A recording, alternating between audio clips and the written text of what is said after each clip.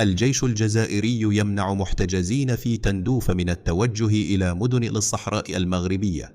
منع الجيش الجزائري مجموعة من المحتجزين في مخيمات تندوف من مغادرة المخيمات والتوجه نحو مدينتي الداخلة والعيون في الصحراء المغربية، بعد إعلانهم رغبتهم في البحث عن الاستقرار وظروف حياة أفضل.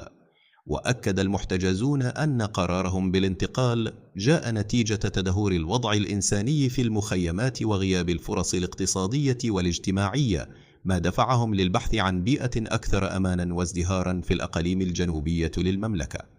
وأفادت المصادر المحلية أن الجيش الجزائري أقام حواجز عسكرية لمنع المحتجزين من مواصلة طريقهم، ما تسبب في توتر بين السكان والقوات وسط حالة من الاحتقان المتزايد في المخيمات.